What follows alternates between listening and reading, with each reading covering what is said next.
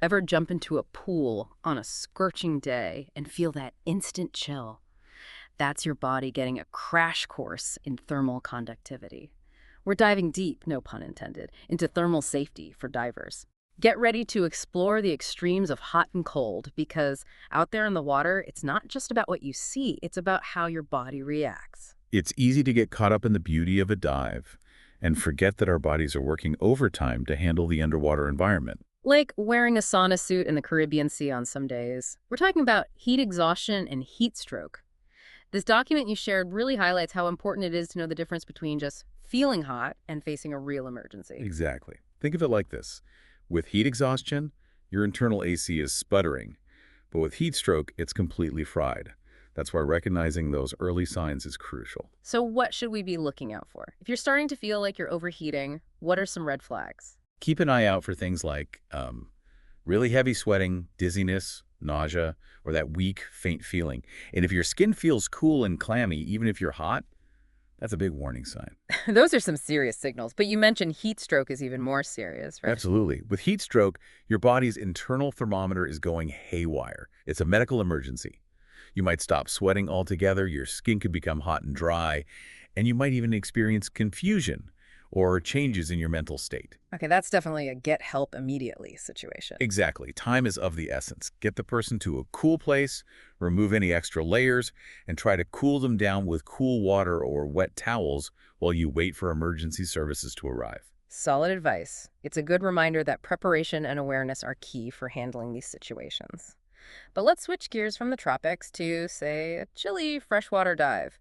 We've got some information here about hypothermia, and I'm always amazed by how much faster water conducts heat than air. That feeling you get jumping into a pool. Multiply it by 25, and you've got an idea of what we're dealing with. It's easy to underestimate.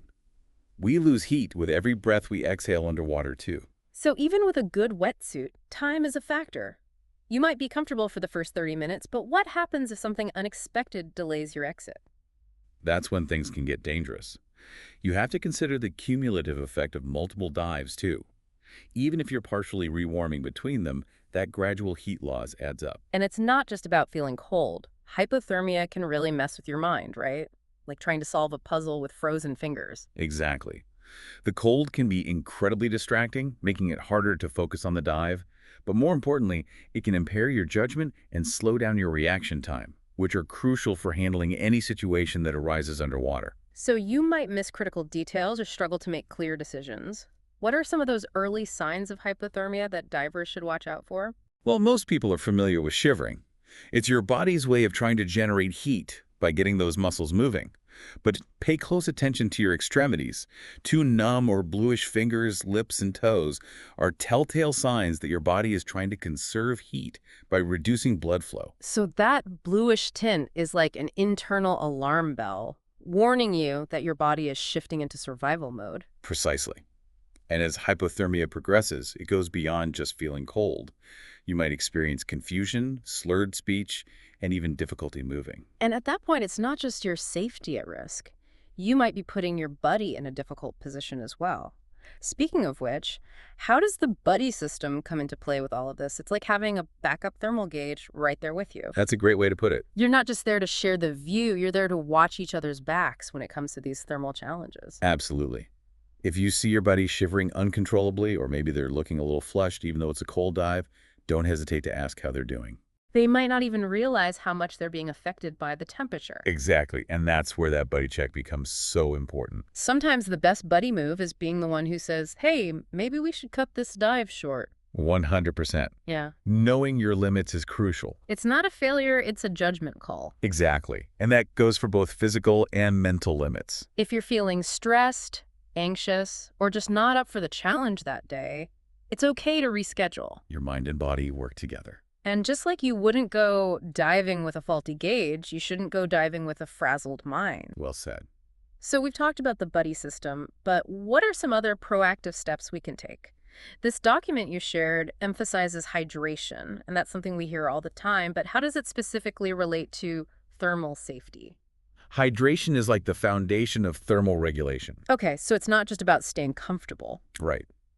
When we're dehydrated, our bodies are less efficient at maintaining that core temperature. And we're talking about being properly hydrated before, during, and after the dive, right? Absolutely. It's an ongoing process. Now, what about gear? We touched on wetsuits earlier, but what are some other gear essentials for different temperature environments? Having the right gear can make all the difference. It's like dressing for a blizzard versus a beach day. You wouldn't wear the same thing. Exactly. And just like you wouldn't wear a bikini to go skiing, you wouldn't wear a thin wetsuit in cold water. So for colder water, are we talking about a dry suits, thicker undergarments, that sort of thing? Precisely. And don't underestimate the importance of a good hood and gloves. Those extremities lose heat so quickly. They're your body's radiators, so Yes. keeping them insulated is key, especially in cold water. Now let's talk about those warmer water dives. Even in warm environments, having the right gear is essential. So it's not just about packing the lightest wetsuit you can find. Right. You still want something that provides adequate protection from the sun, stings, and abrasions. And what about things like rash guards or dive skins? Those can be really helpful for preventing sunburn and chafing, especially if you're doing multiple dives. So even if the water feels warm, you're still losing heat, especially on those longer dives. Exactly. And you're also exposed to the elements above the surface, so having that extra layer can make a big difference in regulating your temperature. You've also mentioned being mindful of the environment. What are some environmental factors divers should pay attention to, aside from just the water temperature? Pay attention to the air temperature, the wind chill, and even humidity. So it's about the whole picture, not just what's happening beneath the surface. Exactly. These factors can all affect how your body regulates temperature. So checking the forecast before you head out is crucial. Absolutely. And if you're diving in a new location, don't be afraid to ask local dive operators for their insights. They're the experts on the area and can provide valuable advice on the typical conditions and any potential hazards to watch out for. They can also offer recommendations on the best gear for those specific conditions. Local knowledge is invaluable. It's like having a pre-dive briefing with Mother Nature herself. Exactly. And she tends to have the final say. That's for sure. So we've covered a lot of ground here, from scorching sun to icy depths. What are some of the key takeaways you hope our listener walks away with today? I think the most important thing to remember is that thermal safety is just as crucial as any other aspect of diving.